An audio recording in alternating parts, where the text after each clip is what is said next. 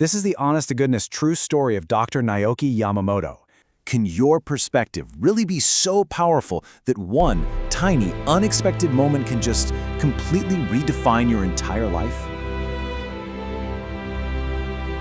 Welcome to Tea or Sugar, the channel where every topic is a choice and every story has a hidden layer. He's a Japanese professor of theology whose entire life, his whole trajectory, was changed forever by an act of kindness.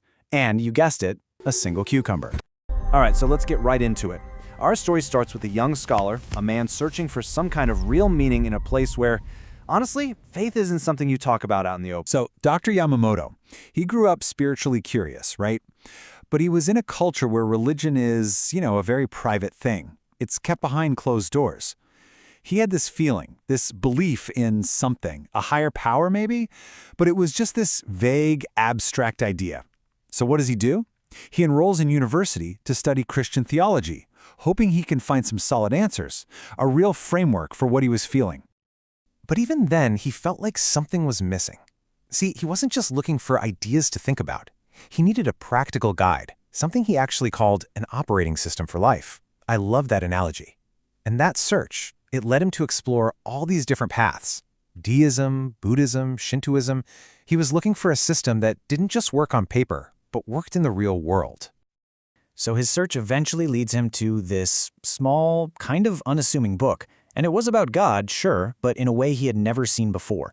It didn't talk about specific prophets or big religious figures. Instead, it was all based on Japanese Islamic classics, which gave it this perspective that felt totally new, but also weirdly familiar. And then he reads this one line, and it just hits him like a bolt of lightning. The book suggested that your very existence, just focusing on yourself all the time, is a kind of secret polytheism, a hidden idolatry, and that real meaning, true faith, only comes when you can get beyond yourself. Wow. For him, that was a radical idea, and it just clicked with everything he'd been looking for. So he digs a little deeper and finds out the author was this brilliant Japanese Muslim woman, a scholar, but she had passed away.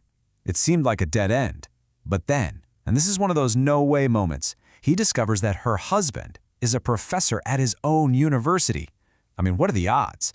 He had to see this as a sign, so he reached out.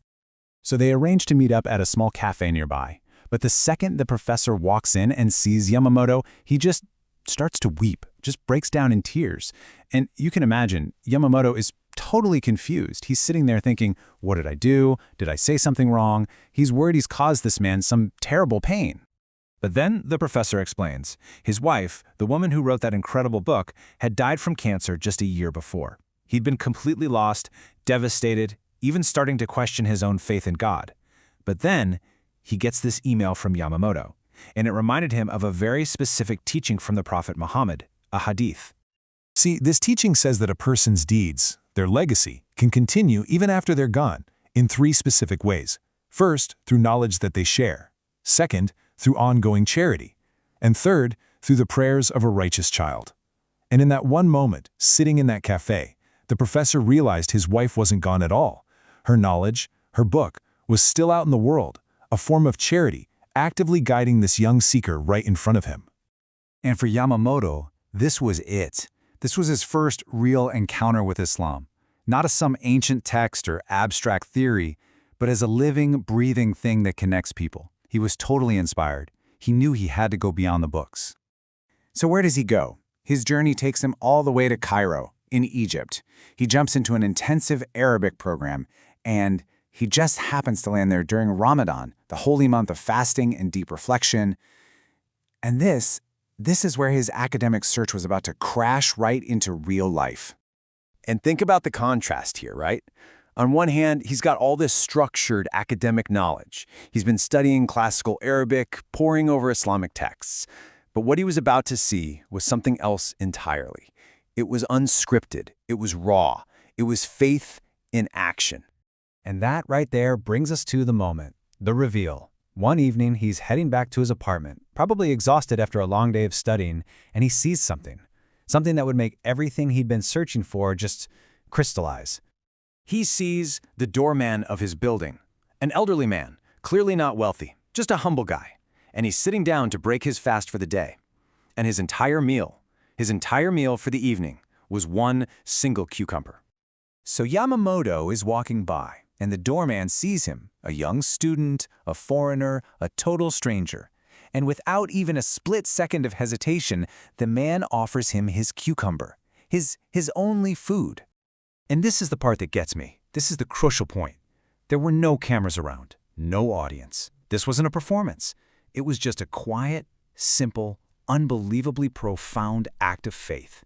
This was a man literally living his belief in a way that just went beyond culture, beyond language, beyond social status, beyond everything.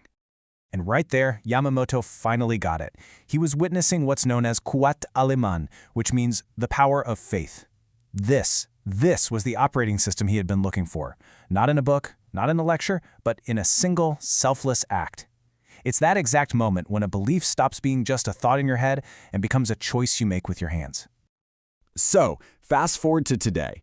When people ask Dr. Yamamoto what huge, miraculous event made him convert to Islam, you know what his answer is? It's always the same. He says, it wasn't a miracle, it was the cucumber.